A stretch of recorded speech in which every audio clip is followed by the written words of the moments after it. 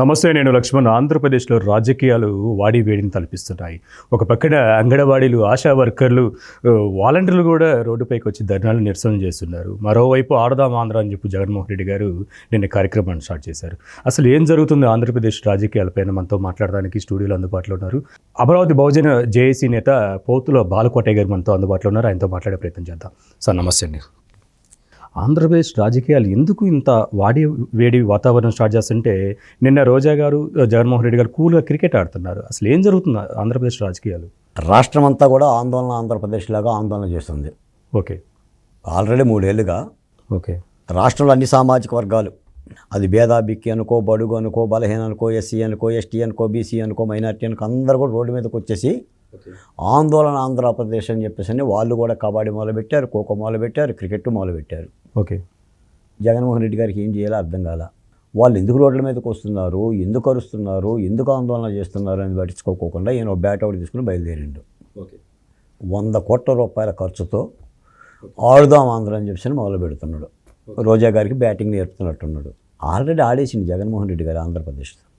Okay, రాష్ట్రం మొత్తం కూడా అమరావతి రైతులతో ఆడా, అమరావతి రైతులతో లాఠీలతో ఆడా, చీరలు దింపాడారా, రక్తాల కళ్ళ చూశారా, కేసులు పెట్టారా, అటు విశాఖ ఉక్కు కార్మికులతో ఆడారా. 1001 రోజు ఈ రోజున కూడా విశాఖ ఉక్కు కార్మికులు రహదారి మీదకి వచ్చి, అమరావతి రైతులు రోడ్డు మీదకి వచ్చి 1600 రోజులు. దళిత బహుజన కులాలు మా కులాలతో ఆడా. డాక్టర్ సుధాకర్తో మాస్క్ అడిగితే ఆయనతో ఆడా. మాస్క్ పెట్టుకోలేదు చీరాల కిరణ్ బాబుతో ఆడా. డ్రైవర్ సుబ్రహ్మణ్యంతో ఆడిండుగా. ఎమ్మెల్సీ అనంతబాబు ఆటాడుకుంటూనే చంపేసి డోర్ డెలివరీ చేసిండు కదా. అత్యాచారాలతో ఆడారు, మానభంగాలతో ఆడారు. ఇంకేముంది ఆడటానికి? ఆయన ఏముంది సార్? ఈ రోజున ఆంధ్రప్రదేశ్లో అది దుర్మార్గమైన పరిపాలన. అసలు జగన్మోహన్ రెడ్డి గారిని ఒక పదంతో తిట్టాలన్నా కూడా ఆ పదం చాలదు. కాబట్టి మేము ఒక ప్రజాస్వామిక క్రతువులో ఉన్నాము, ఒక ప్రజాస్వామిక ఆలోచన కలిగి ఉన్న వాళ్ళం, అంబేద్కర్ భావజాలం కలిగి ఉన్న వాళ్ళం కాబట్టేసి మేము ఆ పదజాలం వాడాం. కానీ ఎక్కడైనా అంగన్వాడీ టీచర్ల రోడ్డు మీదకి వచ్చి 15 రోజులైనా కూడా నువ్వు ఇచ్చిన హామీని ఒక మంత్రివర్గ సమావేశం వేసి ఒక మంత్రితో కూర్చోబెట్టి సమస్య పరిష్కారం చేయలేని జగన్మోహన్ రెడ్డి గారు కేంద్రంతో ఏం కొట్లాడి నిధులు తెస్తాడు, ఏం ప్రత్యేక హోదా తెస్తాడు, ఏం విభజన హామీలు తెస్తాడు, ఏం డబ్బులు తెస్తాడు? నిన్నగాక మొన్న 2 నెలలు అవుతుంది రేవంత్ రెడ్డి గారు సీఎం అయ్యి ధరేలమంటూ ఢిల్లీ వెళ్ళిపోయాడు. ఓకే, తెలంగాణ రాష్ట్రానికి పునర్వ్యవస్థీకరణలో భాగంగా రావాల్సిన డబ్బులు ఇంకా రాలేదు, అవును, మాకు ఇంకా కేంద్రం బకాయి ఉందని అడుగుతున్నాడు. ఆ మాత్రం పరిణతి లేకపోతే ఎట్టండి? 151 మందిని దగ్గర పెట్టుకొని అవును, నిజమే. రాష్ట్రాల హక్కులు సాధించకపోతే ముఖ్యమంత్రిగా మీరు ఉండేనేమి ఊడినేమి. అవును, ఈ 4.5 ఏళ్ళుగా మీరు దాదాపు రాజధాని అమరావతి కోసం అయితేనేమి, రైతుల హక్కుల కోసం, దళిత హక్కుల కోసం మీరు రాష్ట్రం మొత్తం తిరుగుతున్నారు. ఒక పక్కన అంగన్వాడీలు, వాలంటీర్లు కూడా, ఎమ్మెల్యేలు ఒక పక్కన మూకుమ్మడి దాడి చేస్తున్నా కానీ ఎంతో స్థితప్రజ్ఞతతో ఆయన బ్యాట్ పట్టుకుని క్రికెట్ ఆడి ఆనందంగా ఉంటాం. ఇలాంటి ముఖ్యమంత్రి మీరు ఎప్పుడైనా చూసారా? చూసాం చరిత్రలో. రోమ్ నగరం తగలబడుతుంటే ఓకే, రోమ్ చక్రవర్తి ఫిడేల్ వాయించింది అని చెప్పేసి మనం విన్నాం, చూడలేదు. ఇప్పుడు ఆ ఫిడేల్ రాగాలకు సంబంధించిన వారసుడు జగన్మోహన్ రెడ్డి గారు. నిజంగానే ఒకసారి ఆలోచించండి. ఇప్పుడు క్రిస్మస్ పండుగ రోజున కూడా అంగన్వాడీలు రోడ్డు మీద ఉన్నారు సార్. జగన్మోహన్ రెడ్డి గారు 3 రోజులు పులివెందులు వెళ్ళి క్రిస్మస్ వేడుకలు చేసుకున్నాడు. గత ప్రభుత్వం కూడా క్రిస్మస్ కానుక కింద ఒక బెల్లం మొక్కు, నేతి చుక్కు చేతిలో పెట్టింది. ఈ ప్రభుత్వం ఏం పెట్టింది? ఆ పిల్లల్ని సంకన పెట్టుకొని అంగన్వాడీలు దీక్ష పోతున్నారు. మొన్న ఈ మధ్య నందిగామ, జగ్గేపేట నియోజకవర్గాల్లో పెద్ద ఎత్తున అంగన్వాడీ వాళ్ళు ధర్నాలు చేస్తుంటే నేనే స్వయంగా వెళ్ళా. పైగా అంగన్వాడీలు అడుగుతున్న న్యాయపూరితమైన హక్కులను పరిష్కరించడం చేతగాక, చర్చించడం చేతగాక తాళాలు బద్దలు కొడుతున్నారు. మరీ దారుణం కదండి. వాలంటీర్ పోలీసులు పెట్టి తాళాలు బగలు కొట్టాడు. అవును, నిజం, చూసాం. ప్రత్యామ్నాయంగా పెడుతున్నాడు. ఒక అంగన్వాడీ టీచర్ల సమస్యకే ఇంత జాడ్యం చేపిస్తున్నట్టంటే జగన్మోహన్ రెడ్డి గారు ఏమంటాడంటే, రాజధాని రైతులు మనం కొట్టాం, లేదా విశాఖ ఉక్కు కార్మికుల మీద అరాచకాలు చేశాం, లేదా ప్రతిపక్ష పార్టీలను అరెస్ట్ చేశాం, చంద్రబాబు నాయుడు గారిని అరెస్ట్ చేశాం, ఇక నాకు ఎదురు లేదు అనే ఈ భావజాలం, ఈ అణచివేత భావజాలం మూలనే అంగన్వాడీ ఉద్యమం కూడా పెద్ద ఎత్తున చేస్తున్నారు. ఆంధ్రప్రదేశ్ రాజకీయాల్లో బూతులు చూసాం, మహిళల్ని శీలహరణం చేసిన చూసాం, బూటకాలతో తన్నింది చూసాము. మరి ఇప్పుడు తలకాయలు అంటున్నారు, తలకాయలు తీసుకొస్తే ₹1 అంటున్నారు. ఏంటంటే అసలు ఇది? ఎవరన్నారు తలకాయలని? నిన్న లైవ్ డిబేట్లో మీ పక్కన తిరిగే సహచరుడు అనుకోవచ్చు, లేదంటే మీకు తెలిసిన వ్యక్తి కొలకపూడి శ్రీనివాసరావు గారు రామ్ గోపాల్ వర్మ తలకాయ తీసుకొస్తే ₹1 ఆయన బహుమానం ఇస్తారని చెప్పంటారు. ఎందుకండి అట్లా? అంటే అలాంటి రాజకీయాలు కూడా అవసరం అంటారా మీ ఆలోచనలో? ప్రజాస్వామ్యంలో ఎవరి తల ఎవరు తెస్తానన్న దుర్మార్గమైన పరిభాషగానే భావిస్తాం. తలకాయలే తెచ్చుకునే లెక్క అయితే తాలిబాన్ రాష్ట్రంలో బతకడం బెటర్. ఆఫ్ఘనిస్తాన్లో బతకడం. మనము నాలాంటి వాళ్ళం కానీ మీలాంటి వాళ్ళం కానీ ఒక ప్రజాస్వామిక క్రతువులో ఉన్నాం. ఒక అంబేద్కర్ భావజాలతో రాజ్యాంగ పరిధిలో ఉన్నాం. వాడెవడో గొడ్డల పిండని నేను గొడ్డల పదిసి మాట్లాడి ఎవరో ఏదో చేశారని మనం కూడా అలే పద్ధతిలో మాట్లాడితే మీరు ఆంధ్రప్రదేశ్లో చూశారు. అరసవల్లి పాదయాత్రలో సాక్షాత్తు వైసీపీ నాయకులు ఎమ్మెల్సీలు అవును అమరావతి నుంచి అరసవల్లి పాదయాత్ర పూర్తయ్యే లోపు పాదయాత్రలో పాల్గొన్న మహిళలందరూ కూడా గర్భవతులు అవుతారని మాట్లాడిండు. ఇంత దుర్మార్గం సార్. కానీ ఆ మహిళలు ఒక ప్రజాస్వామిక ఓర్పుతో క్రతువుతో ప్రజాస్వామికంగానే తిప్పికొట్టారు. ఆ మాటలు అన్న ఆయనకే ఈరోజు జగన్మోహన్ రెడ్డి గారు సీటు ఇచ్చిండు. ఈ రోజున నాలుగుకి ఎముక లేదు కదా అని తిరగేసి మడతీస్తే ఎవరైనా మాట్లాడతారు. అవును. ఒక బాధ్యతాయుతమైన ఉద్యమంలో ఉన్న బాధ్యతాయుతమైన ఒక బాధ్యతలో ఉన్న బాధ్యత మనిషి ఎవరు మాట్లాడినా ప్రజలైతే హర్షించరు. ఓకే. తాత్కాలికంగా ఏమవుతుందంటే ఇప్పుడు రామ్ గోపాల్ వర్మ గారు చాలా మాట్లాడతారు సార్. రామ్ గోపాల్ వర్మ గారు అటు మందు గ్లాసు పట్టుకొని నగ్నంగా ఉన్న మహిళలతో వీడియోలు చేస్తాడు. ఓకే.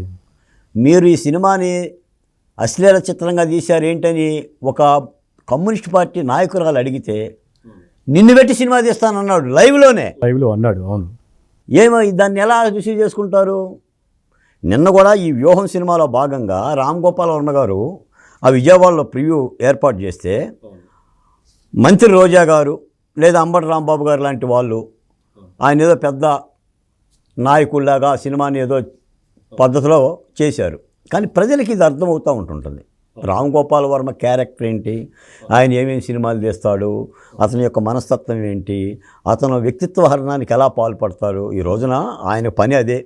ఇప్పుడు జగన్మోహన్ రెడ్డి గారికి ఆయన ఒక పేటెంట్ డైరెక్టరు, చంద్రబాబు నాయుడు గారి మీదో లోకేష్ గారి మీదో లేదంటే పవన్ కళ్యాణ్ మీదో లేదా చిరంజీవి మీదో లేదా అమరావతి రైతుల మీదో ఎవరి మీదైనా సరే ఆయనకి దాడి చేయటం అనేది ఒక పిచ్చి కుక్కలా కరుస్తూ ఉంటుంటాడు. పిచ్చి కుక్క అనేదాన్ని ప్రజలే కర్ర తీసుకొని కొడతారు కదా తప్ప మనం నేరపూరితమైన లేదా క్రైమ్ సంబంధించిన వాటి గురించి మాట్లాడితే కూడా ప్రజలు తీసుకోరని మా భావన. అవి చూడటానికి ఏదో బాగుంటుంది, డైలాగు బాగుంటుంది తప్ప అది చాలా తప్పు. అలాంటి వ్యాఖ్యలు అయితే ఎవరు మాట్లాడినా తప్పుగానే భావిస్తాం మేము. పైపెచ్చు ఉద్యమాల్లో ఉండవాళ్ళు అసలు మాట్లాడకూడదు. ఇలాంటి మాటలు ఏమవుతుందంటే ఉద్యమాల మీద ప్రభావితం చేపిస్తాయి.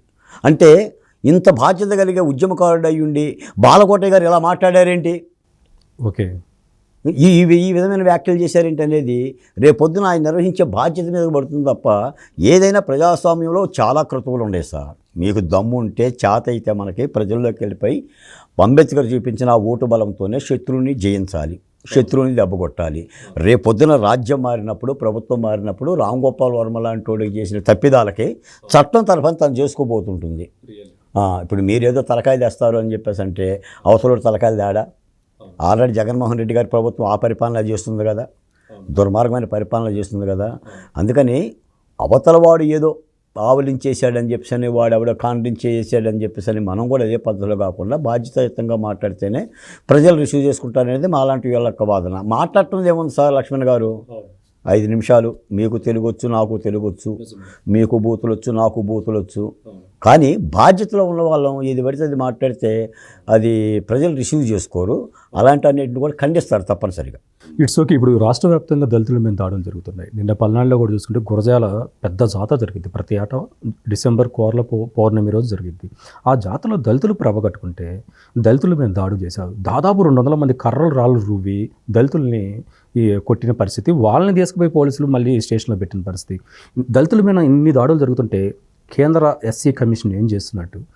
ఇవి దళిత సంఘాలు కానీ దళితులకు సంబంధించి అంటే ఎస్సీలకు సంబంధించిన చట్టాలు ఆంధ్రప్రదేశ్లో ఇంప్లిమెంటేషన్ కావట్లేదు అంటే ఏం చెప్తారు మీరు? లక్ష్మణ్ గారు, ఆంధ్రప్రదేశ్లో శాంతి భద్రతల గురించి మాట్లాడటం అంటే నిజంగా మరి ఆ పోలీస్ ఆఫీసర్లు మరి ప్రజల జీతాలు ఎలా తీసుకుంటున్నారో కానీ సిగ్గుపడాలండి.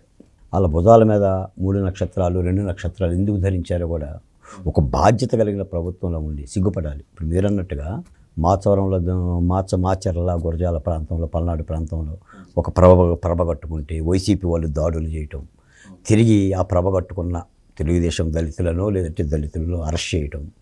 నిన్న ఒక మహిళ నేను వైసీపీకి ఓటేయను, నాకు పలానా ఇంటికి సంబంధించిన రుణం రాలేదంటే ఆమె చంప మీద కొట్టడం. మొన్న ఆ మధ్య పొంగనూరులోనే ఒక దళితుడిని అరెస్ట్ సిఐ గారే స్టేషన్కి తీసుకెళ్ళిపోయి కాళ్ళు చేతులు కట్టి కొట్టి వీడియో తీసి వైసీపీ నాయకులకు పంపించటం. అంటే ఒక దుర్మార్గమైన, బహుశా నాకు తెలిసి ఆంధ్రప్రదేశ్లో కల్లోలిత ప్రాంత చట్టాలు లేవు, కానీ అప్రకటితంగానే ఈ కల్లోలిత ప్రాంతాల చట్టాలు అమలు జరుగుతుంది. మీరు ఒక మాట అన్నారు, కేంద్రంలో ఏం చేస్తుంది హ్యూమన్ రైట్స్ కమిషన్, మానవ హక్కుల సంఘం ఏం చేస్తుంది, ఎస్సీ కమిషన్ ఏం చేస్తుంది, ఎస్టీ కమిషన్ ఏముంది. ఆ కమిషన్లు కూడా ఎంతోమంది దళితులు పోరాడి సాధించుకున్న కమిషన్లు అండి ఇది. ఇప్పుడు పున్నయ్య కమిషన్ కానీ ఇతర కమిషన్లన్నీ కూడా దళితులు దేశంలో ఎస్సీల మీద జరుగుతున్న అట్రాసిటీని అదుపు చేయడానికి, దాన్ని కంట్రోల్ చేయడానికి 83 అట్రాసిటీ యాక్ట్ కానీ కమిషన్లు కానీ వచ్చినాయి. మరి ఈ రోజున దళితుల మీద తెగబడిచేసి అరెస్ట్ చేస్తే ఆ దళితుల్ని బాధితుల్ని స్టేషన్లో పెడితే మరి ఆ పోలీసులను ఏమనాలి? ఈ రోజున కేంద్ర ప్రభుత్వాన్ని మేము 4 ఏళ్ళుగా ప్రశ్నిస్తున్నాం. ఆ కేంద్రం ఉందా, నిద్రపోతున్నారా? మీరు శాంతి భద్రతను చూడటం లేదా? పోనీ ఎస్సీ కమిషన్కి, ఎస్టీ కమిషన్కి, హ్యూమన్ రైట్స్ కమిషన్ తాళాలు తీసుకుని వెళ్ళకపోయారా? లేరా? మీరు ఉండారా? చచ్చారా? అసలు బతికున్నారా? మహిళా కమిషన్ కూడా అమరావతి రైతుల మీద జరిగినప్పుడు వచ్చింది, తాడేపల్లి పోయి సంప్రదించేసి వెళ్ళిపోయిందండి. వచ్చిందేమో మహిళల మీద జరుగుతున్న లాఠీ చార్జ్ గురించి వాళ్ళు ఇచ్చిన మెమోరాండాల మీద, విజ్ఞాపన పత్రాల మీద వాళ్ళు మొర విందామని వచ్చింది. తాడేపల్లి పోయి ముఖ్యమంత్రి గారిని కలిసి ఆయన ఇచ్చిన విందునో టీనో దాగేసేసి వెళ్ళిపోయింది. అది ఏమవుతుందంటే రాజ్యాంగం పలసన అవుతుంది. ఇటువంటి దుర్మార్గమైన క్రతువులు చేస్తే కేంద్ర ప్రభుత్వం కూడా ఈ రోజున ఆంధ్రప్రదేశ్లో భారతీయ జనతా పార్టీకి, కేంద్ర ప్రభుత్వానికి, నరేంద్ర మోడీ గారికి పరువు ఎందుకు పోయింది? అక్కడ శాంతి భద్రతలను కూడా ఆయన చూడటం లేదు.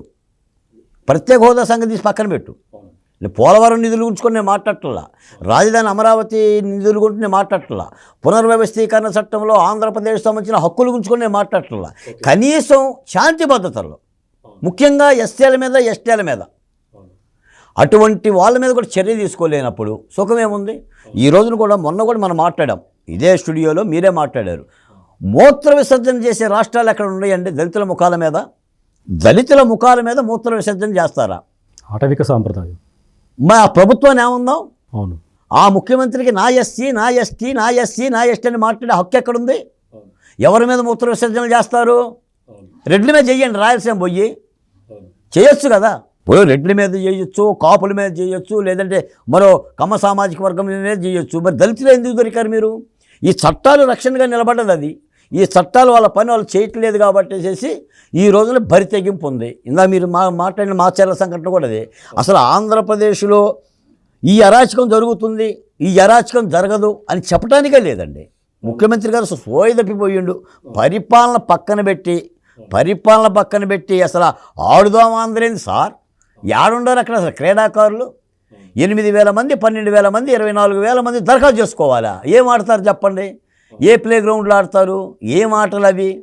నిధులు బొక్కటానికి, నిధులు దొంగిలించడానికి తప్ప పరిపాలన అంటే కనీసం చిన్న పిల్లలు చేస్తున్నారు. కాబట్టి ఇంకా 100 రోజుల పరిపాలన దగ్గరున్నా, 3 నెలల పరిపాలనలో ఉన్నా కూడా ఈ ప్రభుత్వానికి ఎక్కడా కూడా కనీసం పునఃసమీక్ష కూడా లేదండి. ఓకే, చివరిగా ఒకటి చెప్పండి. ఇప్పుడు ప్రజలతోనే కాదు, అంటే బడుగు బలహీన వర్గాలకు సంబంధించిన వ్యక్తులదే కాదు, ప్రజాప్రతినిధులు, వాళ్ళ వైసీపీలో ఉన్న ఎమ్మెల్యేలు కూడా ముందు టార్గెటెడ్గా బడుగు బలహీన అణగారిన వర్గాల యొక్క ఎమ్మెల్యేలను టార్గెట్ చేస్తూ వాళ్ళకి టికెట్ లేదు, ఒక ఇన్ఛార్జిని పెడుతున్నాం, వాళ్ళకి సపోర్ట్ చేయండి అని చెప్పి తాడేపల్లి ప్యాలెస్కి వచ్చి పిలిపించి వాళ్ళతో చెప్పటం ఎలా చూడాలంటారు? ఇక్కడ 2 యాంగిల్స్ ఉన్నాయి లక్ష్మణ్ గారు. ఒకటేమో ఆంధ్రప్రదేశ్లో ఉన్న ఎస్సీ నియోజకవర్గాలు 29, ఎస్టీ నియోజకవర్గాలు 7, వెరసే 36 నియోజకవర్గాల వాళ్ళని పలసన చేసి క్యాండిడేట్ని మార్చి స్థానభ్రంశం చేసి అక్కడ వారిని ఇక్కడ వారిని అక్కడ మార్చుకుంటున్నాడు. దాని మూలాన వైసీపీ పార్టీ పని అయిపోయింది, ముఖ్యమంత్రి పని అయిపోయింది. చాలామంది నాయకులు కూడా వైసీపీలో నుంచి వరదలాగా జనసేన వైపు చూస్తున్నారు, తెలుగుదేశం పార్టీ వైపు చూస్తున్నారు, లేదంటే కాంగ్రెస్ పార్టీలోకి వెళ్ళే పరిస్థితి అనేది ఒక బలహీనతమైన అంశం. రెండోది, ఆయన తిరిగి అధికారంలోకి రావటానికి ఆయనకు ఆంధ్రప్రదేశ్లో పట్టుగలిగిన పాకెట్ల మధ్య దృష్టి పెడుతున్నాడు, సమీక్షించుకుంటున్నాడు. మీకు ఒక మాట చెప్తాను ముఖ్యమంత్రి గారి విషయంలోనే. ముఖ్యమంత్రి గారు చాలా సభల్లో చెప్పాడు, కొప్పు ఉంటే కదా పూలు పెట్టాలి, ముందు కొప్పు ఉండాలి కదా పూలు పెట్టాలంటే. ఇప్పుడు కొప్పుకు అభద్రత వచ్చింది, కొప్పు ఉంటుందో ఊడుతుందో తెలియట్లా. అందుకని ఆయన ఏం చేస్తున్నాడంటే దువ్వాన్ని తీసుకొని కొప్పును దువ్వుకుంటున్నాడు. ఇది ఓడిపోతాం అని అనుకున్న చోట తీసేసి ఇంకో మనిషిని పెట్టుకుంటున్నాడు. ఇది నాకు రాదు ఇంకో మనిషిని పెట్టుకుంటున్నాడు. అది సక్సెస్ అవుతుందా సక్సెస్ అవుతుందనే తర్వాత అంశం. ఆయన దువ్వుకుంటున్నాడు. ఈ యాంగిల్లో కూడా ప్రతిపక్ష పార్టీలు చూడాలి. కాబట్టి జగన్మోహన్ రెడ్డి గారి పార్టీలో నలుగురు పోతే ఆ పార్టీ పని అయిపోయిందని కాదు. ప్రతిపక్ష పార్టీలో కూడా నలుగురు కొత్త వారు ఎవరు వచ్చారు, ఆ పార్టీల వాళ్ళని ఈ పార్టీలోకి తీసుకోవటం కాదు. మొన్న నేను చెప్పాను ఒక చోట కూడా, గతంలో ఒక రాజకీయ పార్టీ నుంచి ఒక రాజకీయ పార్టీలో చేరాలంటే ఆత్మహత్యా సదృశ్యం, అంటే చనిపోయినోడితో లెక్క. ఈ రోజున ఒక పార్టీ నుంచి ఒక పార్టీలో చేరకపోతే చనిపోయినోడి కింద లెక్క. అంటే రాజకీయాలను అంతగా దిగజార్చి ప్రజలను కూడా అలవాటు చేశారు. అవును, లక్ష్మణ్ గారు నిన్న ఈ పార్టీ నుంచి ఆ పార్టీకి వెళ్ళారంటే కామనే కదా, తప్పే ఉంది. ఆ పరిస్థితి తెచ్చారు. ఎవరికి సిద్ధాంతాలు లేవు, ఎవరికి రాద్ధాంతాలు లేవు, నీతి నిబంధనలు లేవు. అందరూ గుడ్డలెప్ప తీసుకుని ఉన్నారు, అందరూ గొంగల్లోనే తింటున్నారు. అవును, అందరూ గొంగల్లోనే తింటున్నారు. ఆ పరిస్థితికి దిగజార్చారు. కానీ నేనేమంటానంటే ఈ ఈ ఈ ఈ క్రతువు ఇలాంటి యొక్క కార్యక్రమాలని ఎల్లకాలం ప్రజలైతే క్షమించరు. కాబట్టి జగన్మోహన్ రెడ్డి గారు తిరిగి అధికారంలో రావడానికి రాయలసీమలో ఉన్న 53 నియోజకవర్గాలు, ఆంధ్రప్రదేశ్లో ఉన్న 36 ఎస్సీ నియోజకవర్గాలను టార్గెట్ చేస్తున్నాడు. అక్కడ ఆయన కొత్త వారిని పెట్టుకొని ఏదో చేసుకుందాం అనుకుంటున్నారు. ఎందుకంటే ఆయనకి ఓటమి అంచు కనిపిస్తుంది. ఆయన చేసుకున్న దాదాపు 110 సర్వేలు ఆయన దగ్గర ఉన్నాయి, సాక్షాత్ అందులో కనిపిస్తుంది. ఇదేమో ఈ పక్క. రెండోదేమో ప్రతిపక్ష పార్టీలేమో అధికార పార్టీ యొక్క బలహీనతలను చెప్పడానికి సిద్ధపడుతుంది తప్ప ఓకే, తన సొంత బలాన్ని పెంచుకోవటానికో, తను సొంతగా నేర్చుకోవటానికో, లేదా 2019 తాలూకు జరిగిన తప్పిదాలను సరిదిద్దుకోవటానికో, లేదా ఉద్యమాలను దగ్గరకు తీసుకోవటానికో, ఉద్యమాలలో పనిచేస్తున్న నాయకులను చేర తీసుకోవటానికో వీళ్ళు కూడా తడపడాయిస్తున్నారు. ఓకే, అందుకని నేను చెప్పా మీ టీవీ, ఎందుకంటే సత్యం చెప్పాలి, సత్యం మాలాంటి వాళ్ళని చెప్పాలి. ఆంధ్రప్రదేశ్లో ఏదో గెలిచేస్తాం, తెలంగాణలో మార్పు వచ్చింది, కర్ణాటకలో మార్పు వచ్చింది, మనకే మార్పు వచ్చింది అని అనుకుంటే ప్రతిపక్ష పార్టీలు అది పొరపాటు కింద లెక్క. యుద్ధం అన్న తర్వాత అంతిమం వరకు కర్ర తిప్పగలగాలి, అంతిమం వరకు కత్తి తిప్పగలగాలి. అప్రమత్తంగా ఉండి ఆయన పాపాలతో ఆయన పోతాడు, ఆయన తప్పిదాలతో ఆయన పోతాడు అంటే మళ్ళీ ఏదో చారిత్రక తప్పిదం జరిగి మళ్ళీ తిరిగి అధికార పార్టీనే మళ్ళీ అధికార కైవసం చేసుకుంటే రాష్ట్రం నాశనం అయిపోతుంది. మీకు ఏ ఎన్నికల్లోనైనా ఒక రాజకీయ పార్టీ ఓడిపోతే ఏమవుతుంది, ఓడిపోతే తర్వాత దానికి 5 ఏళ్ళ తర్వాత ఇంకొక ఎన్నికలు ఉన్నాయి, కానీ రాష్ట్రానికి ఏమవుతుంది, నాశనమే మిగులుతుంది. అందుకని ఇప్పటికే కుదేలైన రాష్ట్రం. తప్పనిసరిగా మేము చెప్పేది ఏంటంటే ఆంధ్రప్రదేశ్లో ముఖ్యంగా ఎస్సీ ఎస్టీలనే బిలో ప్రాపర్టీ లైను, అణగారిన కులాలు, ఆంధ్ర రాష్ట్రంలో పూర్తిగా నష్టపోయిన కులాలు, ప్రజాస్వామ్యంలో ఓట్లను కూడా డిసైడ్ చేసే వర్గాలు ఇవి. ఆ వర్గాలను చేర తీసుకొని దగ్గర చేసుకోవాల్సిన అవసరం ప్రతిపక్ష పార్టీల మీద ఉంది. జగన్మోహన్ రెడ్డి గారు ఆ కాడి మీద నుండే యుద్ధం చేస్తున్నాడు, ఆ తాడే పట్టుకొని ఏలాడబడుతున్నాడు. వీళ్ళు కూడా ఆ దిశగా చూడాలని చెప్తున్నాం. నేననేది అంటే ఒక బాధ్యత కలిగిన యుద్ధ వాతావరణం తీసుకొని ప్రజలకి ఈ ప్రతిపక్ష పార్టీని గెలిపిస్తేనే మనకి మేలు అనే భావం కలగాలి తప్ప ఇంకొక విధమైన భరోసా జరిగింది. మీకు మాట కూడా చెప్తా, ఈ మధ్య అంటే పరిశీలిస్తున్నాం కాబట్టి అర్థమవుతుంది. చాలామంది ఏంటంటే ఇక మేము వచ్చేసాం, మేము గెలిచేసాం, జగన్మోహన్ రెడ్డి గారికి 15 సీట్లే ఉంటాయి, 10 సీట్లే ఉంటాయి అని ఈ హోప్ క్రియేట్ చేస్తున్నారు. That is not a correct ఉద్యమకారులకు. ఎందుకంటే మేము నేల మీద ఉంటున్నాం, ఆంధ్ర రాష్ట్రంలో ఉండి మాట్లాడుతున్నాం. ఏదో ఛానల్లో ఒక హోప్ వచ్చిందని చెప్పేసి అని అలాంటి భావాల మీద కరెక్ట్ కాదు. మీరు తెలంగాణ ఎన్నికలను కూడా చూశారు. మీరు పక్కన తెలంగాణ ఎన్నికల్లో ఆ బాధ్యత చేపట్టిన కేసీఆర్ గారికి వ్యతిరేకంగా రేవంత్ రెడ్డి చేసిన కష్టం, ఆ ఒంటి చేతి యుద్ధం చేశాడు. ప్రజలకు ఆ భరోసా కల్పించగలిగాడు. ఒక కేసీఆర్ లాంటి యొక్క దురంధరుడిని ఢీ కొట్టగలిగి ఒక భరోసా కల్పించగలిగి కాంగ్రెస్ పార్టీకి ఆ జీవం పోయగలిగాడు. ఆంధ్రప్రదేశ్లో కూడా తెలుగుదేశం పార్టీ చాలా సీనియర్ పార్టీ, 40 సంవత్సరాల చరిత్ర కలిగిన పార్టీ. ఆ పార్టీకి మనం చెప్పేటోళ్ళం కూడా కాదు. తప్పనిసరిగా ఈ యొక్క సరిదిద్దుకునే కార్యక్రమాలు చేసుకొని ప్రజలకు అంటిపెట్టుకొని వెళ్ళగలిగితేనే జగన్మోహన్ రెడ్డి గారి ప్రభుత్వాన్ని నెట్టగలుగుతాము, దించగలుగుతాం. ఇది ఆంధ్రప్రదేశ్లో పొలిటికల్గా అంటే పొలిటికల్ గ్రౌండ్ ఫ్యాట్ అనేది చాలా క్లారిటీగా మనకు తెలుస్తున్న పరిస్థితి. మరొక అంశంతో మళ్ళీ కలుద్దాం.